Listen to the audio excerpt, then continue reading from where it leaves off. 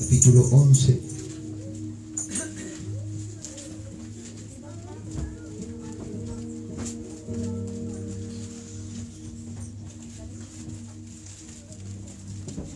Es primera vez que estamos aquí en Castro predicando. Estuvimos junto a mi esposa de vacaciones hace algunos años atrás. No conocía la isla, habíamos estado aquí en Castro, pero predicando es primera vez, así que es una bendición. Hechos de los Apóstoles, capítulo 11. Puestos en pie, por favor. Vamos a leer la palabra del Señor.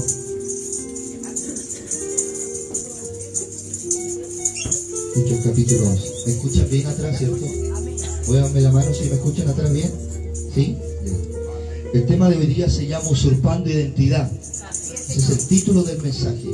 Usurpando Identidad. Grábese. Leemos la palabra en el libro de Hechos capítulo 11. Vamos a leer solo el verso 26. Y lo vamos a hacer para la gloria del Padre, del Hijo y del Espíritu Santo. Amén. ¿Están aquí o no? Amén. Amén. Dice, y se congregaron allí todo un año con la iglesia y enseñaron a mucha gente, y a los discípulos se les llamó cristianos por primera vez en Antioquía.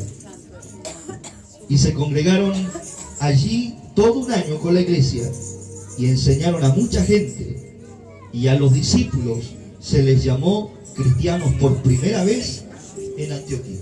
Tomen asiento.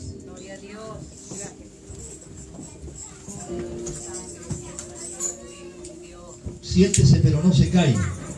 Amén. Siéntese pero no se cae. Esta prédica es un tanto dominical, es domesticable, es digerible, así que todos los que vinieron a oír la palabra del Señor van a llevar palabra del Señor. Le damos la bienvenida a todos los que en esta tarde han venido con deseo de oír al Señor.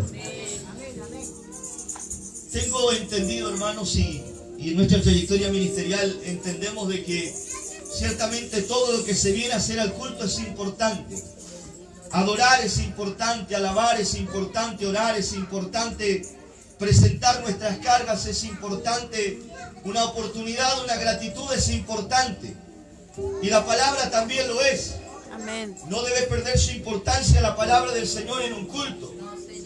Hay gente que en nuestros días se ha acostumbrado a adorar, a cantar y a alabar, y presta muy poco interés a la palabra. Sí, Señor, amén. Y es precisamente esa gente la que cuando viene la dificultad son los que emigran de nuestras iglesias. Amén. Porque lo que te va a mantener firme a la hora de la prueba no es el canto, no es la alabanza, es la palabra. Amén. Y muchas veces, hermano, he estado en lugares donde hay mucho canto, poco quebranto, mucha alabanza y poca enseñanza. Y se le ha perdido la efectividad al poder de la palabra. Siempre le digo a los muchachos, cuando hemos estado en actividades juveniles, los llevo a Mateo capítulo 4, cuando Jesús es llevado por el Espíritu al desierto. La Biblia nos revela que Jesús derrotó al tentador con la palabra. No le cantó ninguna alabanza de moda. No le cantó el último cántico de moda. Le dijo, escrito está. Y por la palabra derrotó al enemigo. Por tanto, debemos prestar mucho interés a la palabra. ¿Cuántos quieren oír la palabra?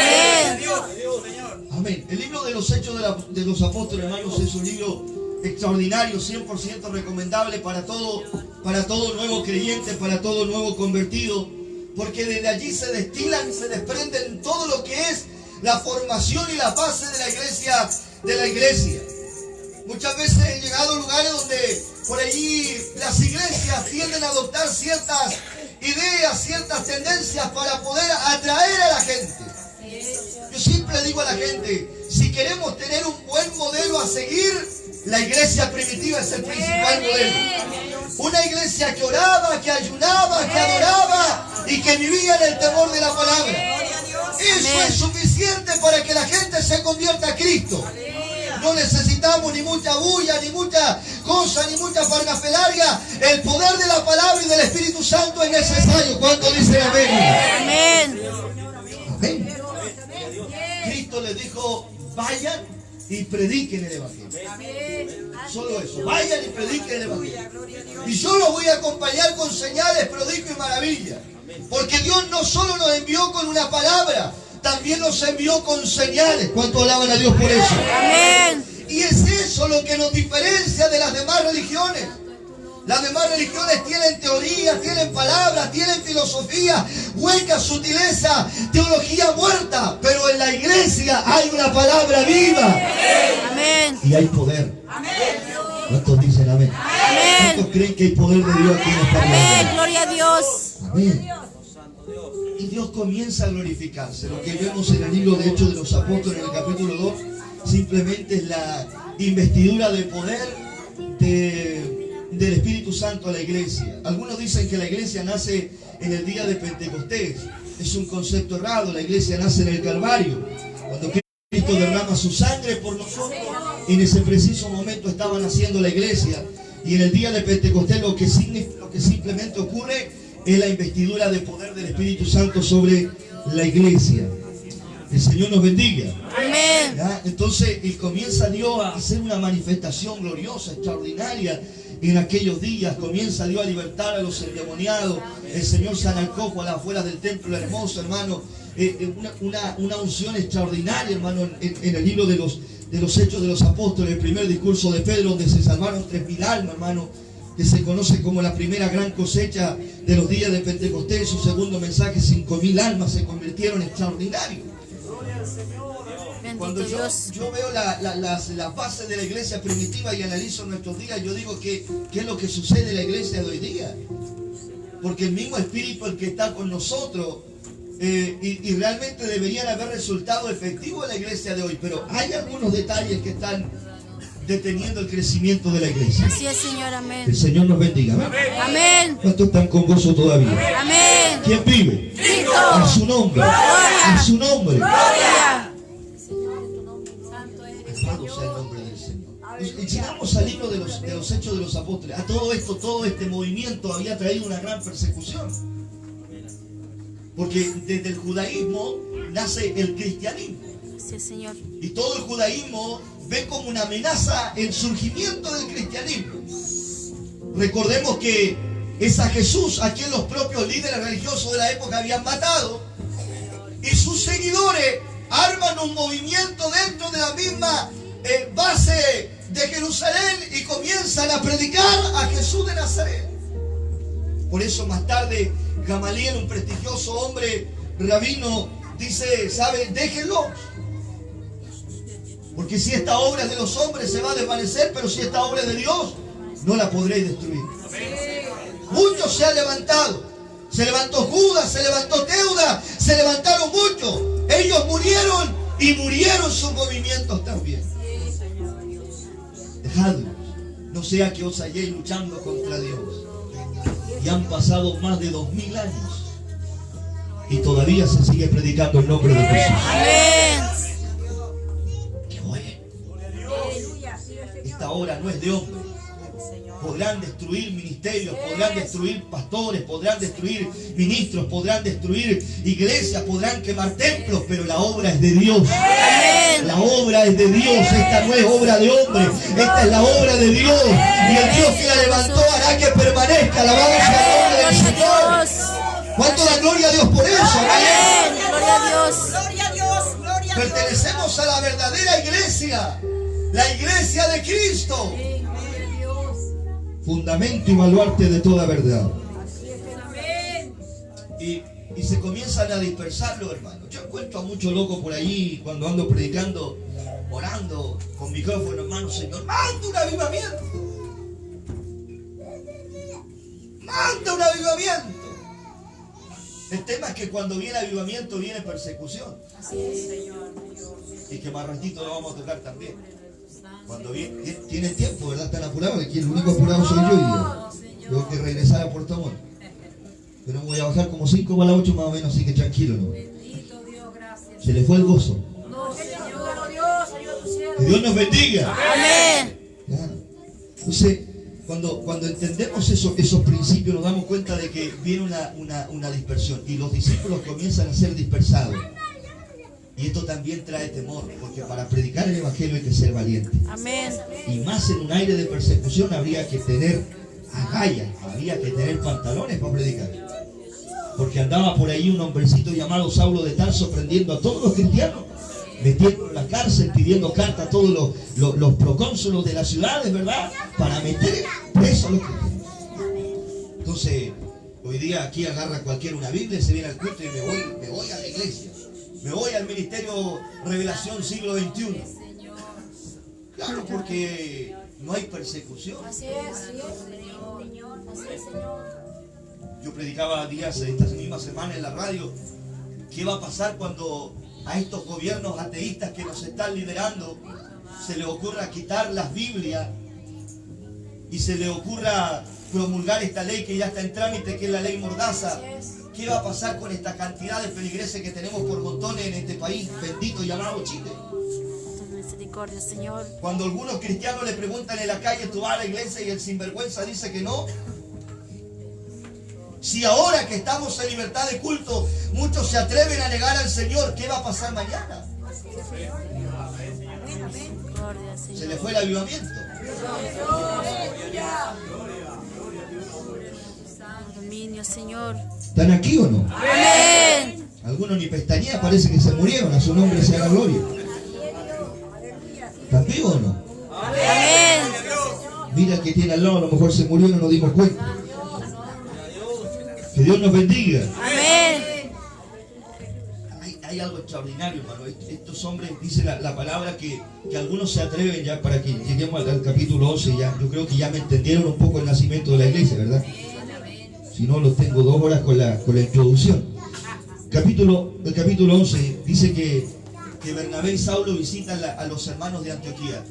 Algunos hermanos valientemente habían evangelizado Antioquía y muchos habían creído. Y llega Bernabé y visita la iglesia en su calidad de supervisación, visita la iglesia de Antioquía. Y al llegar dice que ve la gracia de Dios sobre ellos. Me gusta ese texto. Ve la gracia de Dios sobre ellos. Ve la gracia de Dios sobre los hermanos. Bernabé visita a los hermanos, dice que ve la gracia de Dios. Y va a buscar al gran apóstol Pablo, que hasta este entonces ya se había convertido en el capítulo 9. Y Pablo visita también la iglesia de Antioquía. Y cuando llega, amonesta a los hermanos a que permanezcan fieles al Señor. Bueno, yo cuando leía este pasaje lo comparaba con las demás iglesias. Por ejemplo, la iglesia de Corintios, cuando Pablo le manda esa carta terrorífica a los hermanos de Corinto, ¿verdad? Y le dice que entre ellos habían divisiones, que había en medio del pueblo idolatría, adoraban a los ídolos, escribiéndole a los propios hermanos. A los Gálatas le manda sus cartas terroríficas. ¡Gálatas, insensatos! Se les fue el gozo. Misericordia, Señor. Pero los hermanos de Antioquía, a Pablo le dice, permanezcan fieles al Señor.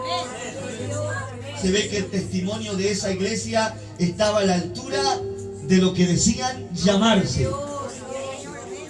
Ayúdanos, Señor Jesús. Amén. Amén. Mire, leyó conmigo el verso 26. Si lo tiene abierto la Biblia, entienda conmigo algo. Dice, se congregaron allí todo un año con la iglesia y enseñaron a mucha gente. El testimonio de los apóstoles estaba siendo manifiesto a los de Antioquía y estaban evangelizando y enseñando. Hay una diferencia grande en predicar y enseñar. No son lo mismo. Sí, Señor. No es lo mismo. Predicar y enseñar no es lo mismo. Esta iglesia que tenemos por montones, que se dice que son hay alrededor de 2000 denominaciones en este país, Chile. 2000 denominaciones. Santo Dios. Imagínense el patrimonio que tiene la iglesia evangélica en Chile. Cuántos templos desparramados por todo el país. A esta iglesia se le ha predicado mucho, pero se le ha enseñado muy poco. Así es. La iglesia carece de enseñanza. Amén. Así es. Amén. Enseñanza. Así es. Y dice la palabra que los apóstoles predicaban y enseñaron a los discípulos. Y se les llamó cristianos por primera vez en Antioquía. ¿Entendió, no? Se les llamó cristianos por primera vez en Antioquía. El término cristiano Dicen los estudiosos bíblicos que se le atribuye a los hermanos en un tono sarcástico y burlesco.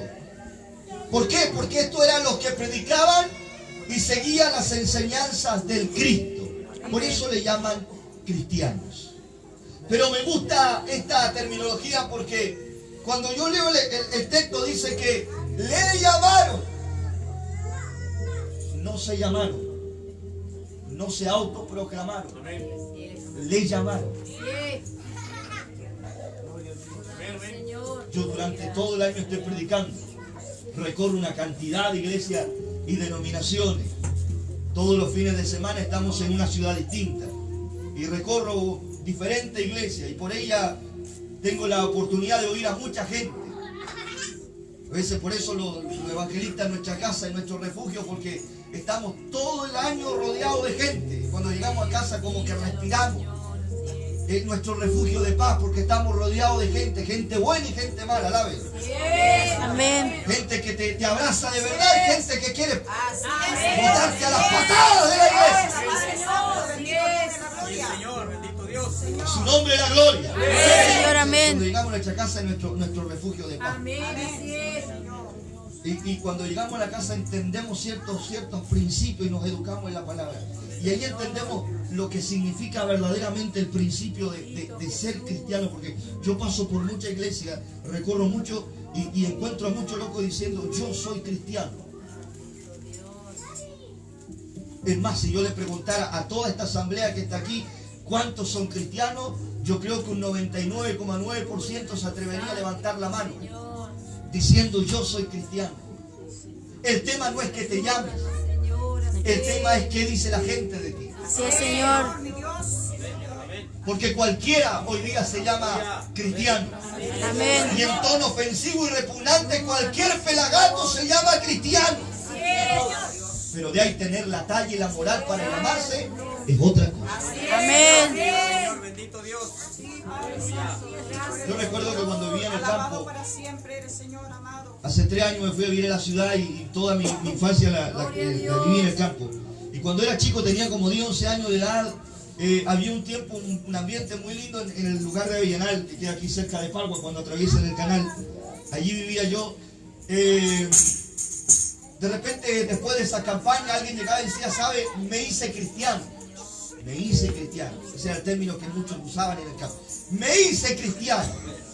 Y los que no eran cristianos, los que no eran evangélicos, para que me entienda, decía, bueno, ¿y nosotros qué seremos? Animales, decía.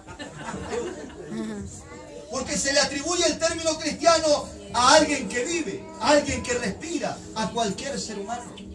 Pero bíblicamente, ¿quién es cristiano? Es aquel que sigue a Cristo y vive en el temor de su palabra. Amén. Los católicos, ellos dicen que son cristianos. Los adventistas, los testigos de Jehová, bueno, los testigos de Jehová no, ellos hablan de Yahvé. Pero la mayoría de las sectas que hoy día predominan en este concierto de naciones, muchas de ellas se autodenominan cristianos. Es más, según la encuesta que hizo el Bicentenario en el año 2010, se dice que un 59% de la población chilena es católica y un 17% de la población chilena se declara evangélica. Se dice que Chile es un país cristiano. Es más, tenemos partidos demócratas cristianos. Gente que está en el Senado, que está en el Congreso, que llevan el nombre de demócratas o partidarios cristianos. Pero si usted mira los perfiles de este bendito país, este país de cristianos no tiene nada. Este es un país de inmorales. Este es un país de corruptos. Este es un país de ladrones, de sinvergüenza. Este es un país de canallas. Este es un país donde la gente hace rato le perdió el temor a Dios. Este es un país donde hay sodomía. Este es un país donde hay homosexualismo, donde hay lesbianismo. Este es un país donde hay droga, donde se pretende legalizar la marihuana. Este no es un país cristiano. Este país está muy lejos de temer a Dios. ¿Están vivos todavía? Amén. templo evangélico hay en este bendito país? Se dice que somos 18 millones y fracción de chilenos según el último estadística que dio el Instituto Nacional.